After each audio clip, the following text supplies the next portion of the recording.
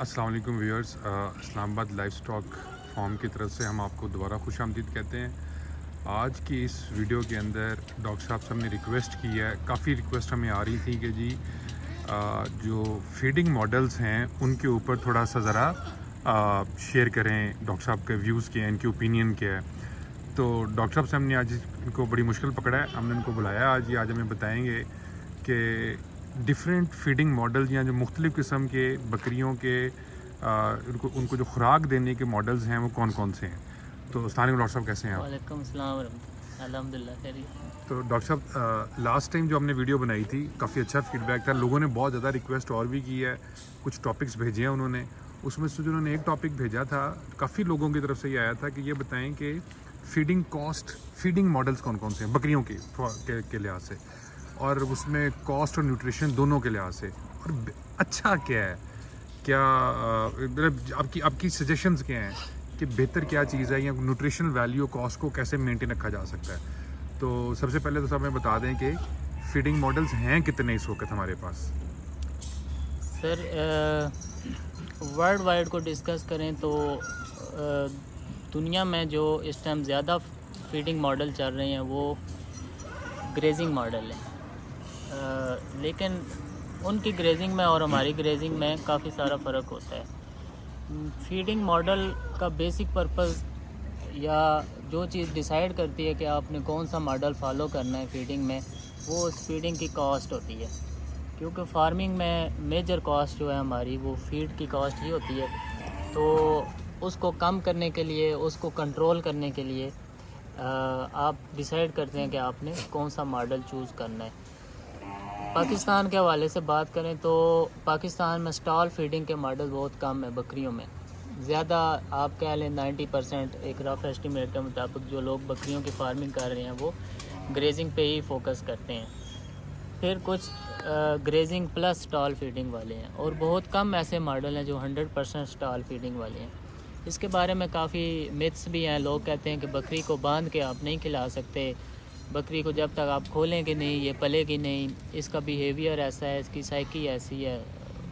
कुछ हद तक ये बातें बिल्कुल ठीक भी हैं कि एक ग्रेजिंग वाली बकरी को जब आप स्टॉल फीडिंग पे लगा देते हैं, बंद कर देते हैं, तो डेफिनेटली उसके ऊपर बिहेवियल इफ़ेक्ट आते हैं। लेकिन जब कंटिन्यूसली आप एक मॉडल को फॉलो करते हैं तो कुछ टाइम के बाद वो अपने आप को अडॉप्ट कर लेती है स्टॉल फीडिंग पे। उसके लिए थोड़ी सी मेहनत और टाइम रिक्वायर्ड होता है, लेकिन बकरी को आप स्टॉल फीडिंग के ऊपर पाल सकते हैं यहाँ पाकिस्तान में भी। तो कॉस्ट की अगर बात करें तो हर एरिया की अपनी अपॉर्चुनिटीज़ होती हैं, अपनी टोपोग्राफी होती है कि कहाँ पे क्या चीज़ अवेलेबल है। जहाँ पे ग्रेजिंग अच्छी अवेलेबल है डेफिनेटली आपको ग्रेजिंग करवानी चाहिए, क्यों, वो फ्री ऑफ कॉस्ट होती है। अच्छा, यहाँ एक सवाल है डॉक्टर साहब। कहा जाता है कि बकरी की दाढ़ चलनी चाहिए, बकरी की टांग नहीं चलनी चाहिए, तो उसको खड़े होके खिलाएं, उससे वर्जिश ना कराएं। ठीक है। तो ये जो ग्रेजिंग है इसमें तो बकरी को चलना पड़ता है। देखिए जो फैटनिंग मॉडल है ना, उसमें तो ये आपकी बात 100% दुरुस्त है। ठीक है। कि फैटनिंग में जब आप जानवर की रिक्वायरमेंट कैलकुलेट करते हैं, उसकी फीड या एनर्जी की रिक्वायरमेंट कैलकुलेट करते हैं, तो उसमें जानवर का जो जितने कदम चलता है उसको भी हम इंक्लूड करते हैं कि इतना चलने के ऊपर उसकी इतनी एनर्जी खर्च होती है, तो उतनी एनर्जी को हम फीड में रिप्लेस करते हैं।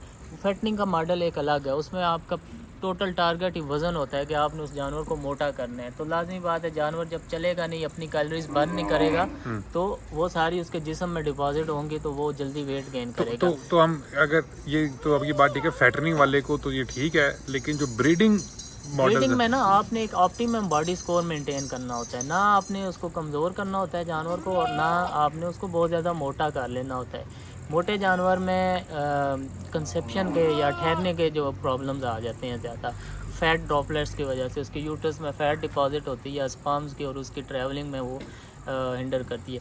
और भी इसकी रीज़न्स हो सकती हैं, लेकिन जनरली ये देखा जाता है कि मोटा जानवर जो है उसको ब्रीडिंग में प्रॉब्लम्स आती हैं, और बहुत ज़्यादा कमज़ोर होगा तो भी डेफिनेटली उसके ब्रीडिंग के प्रॉब्लम है। तो ब्रीडिंग वाले जानवर को एक ऑप्टिमम बॉडी स्कोर पे रखना पड़ता है। 3.5 बॉडी स्कोर होता है उसका, ठीक है, जिसमें उसकी हड्डियां नज़र नहीं आती, लेकिन वो गोश्त का पहाड़ भी नहीं होता, ठीक है। तो वो एक ऑप्टिमम 3.5 का जो बॉडी स्कोर है वो बिल्कुल ठीक एक हो। आइडियल होता है ब्रीडिंग मॉडल। व्यूअर्स हम बताते चले यहाँ पे डॉक्टर साहब जब यहाँ पे हमारे फॉर्म पे इन्होंने विज़िट किया तो इन्होंने सबसे पहली जो हमें टास्क दिया वो ये कि अपने एनिमल्स का बॉडी स्कोर कम करें। हमारा बॉडी स्कोर जो एवरेज था वो 4 था। हम ब्रीडिंग में जा रहे थे तो डॉक्टर साहब ने बताया हमें कि जिस एनिमल का बॉडी स्कोर 4 है उसको आप ब्रीडिंग में ना लेके जाएं, उसको 3.5 पे लेके जाएं।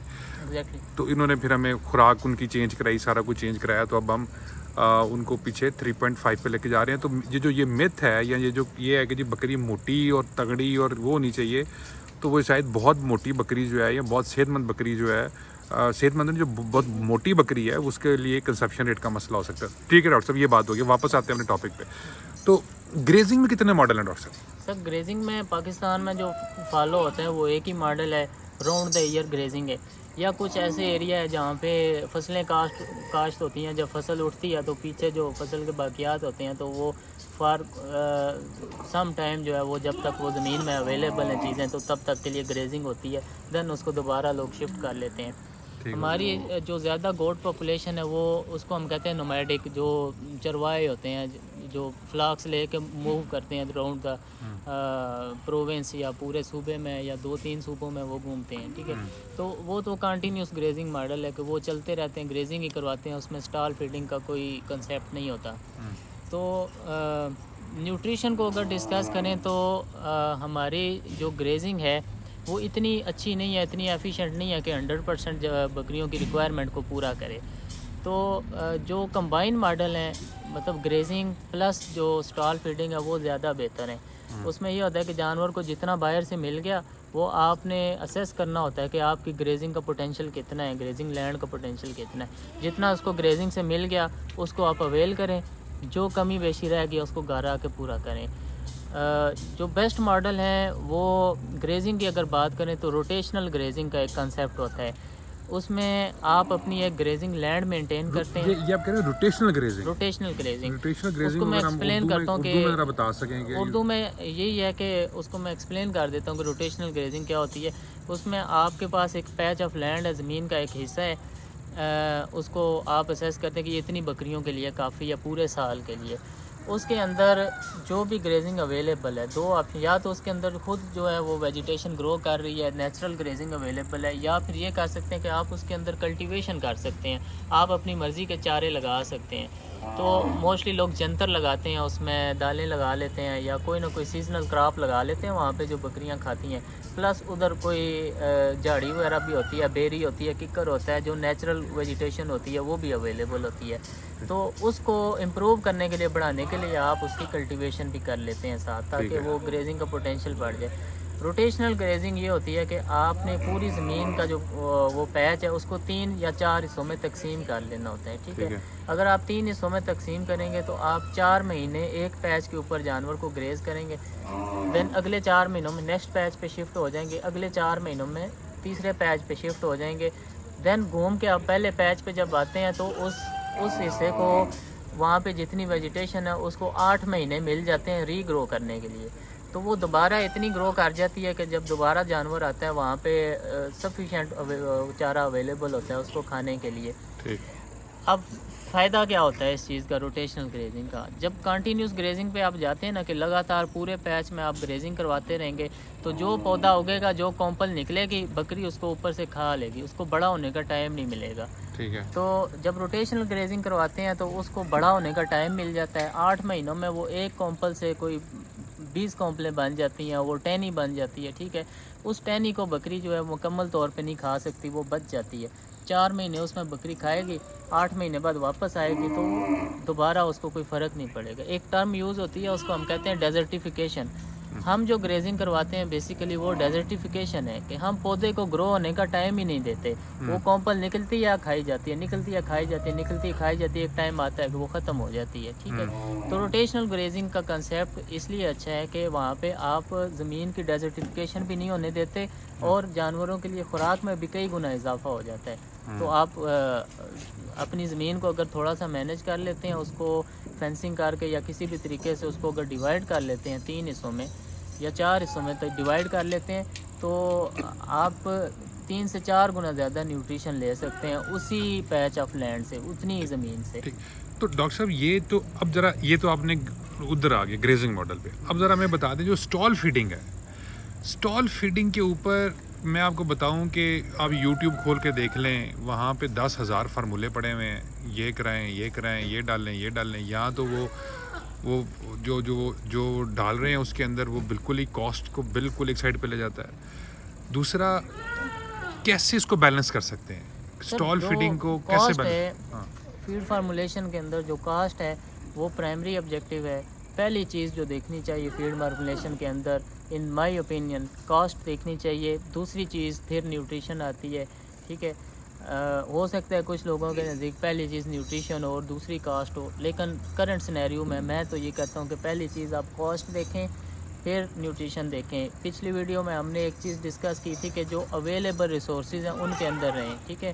तो अवेलेबल रिसोर्सेज में आप रहेंगे तो आपकी कॉस्ट कम रहेगी। अवेलेबल रिसोर्सेज से आप अपने इंग्रेडिएंट डिसाइड करेंगे, चूज़ करेंगे, तो उसकी कॉस्ट कम आएगी, ठीक है।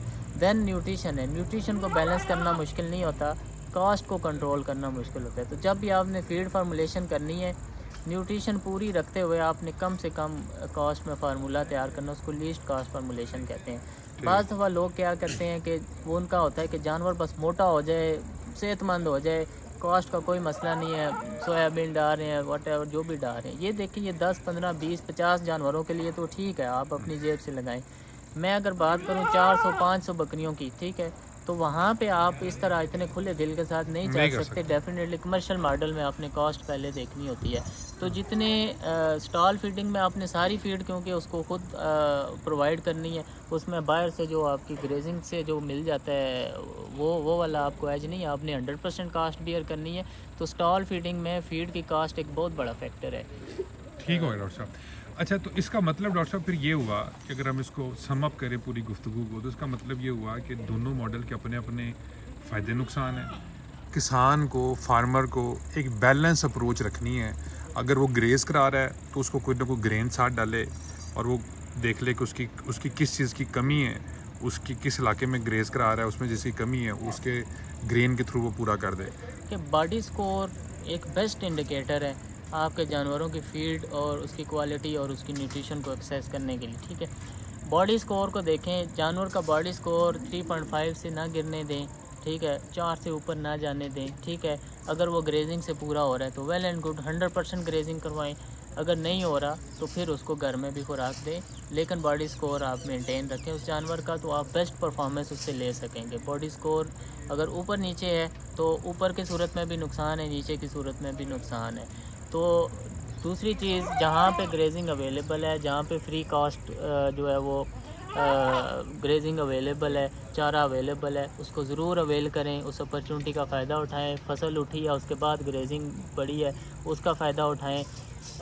महीना आपको एज मिलता है, 2 महीने मिलती है, 3 महीने मिलती है, जितनी ग्रेजिंग मिलती है उसको ग्रेज़ करवाएं, लेकिन ब्रीडिंग एनिमल को ग्रेज़ करवाएं। फैटनिंग में ग्रेजिंग जो है वो वारा नहीं करती, फैटनिंग में ग्रेजिंग नुकसान देती है। फैटनिंग में हमेशा सिर्फ स्टॉल फीडिंग पे ही रहें, फैटनिंग में ग्रेजिंग ना करवाएं।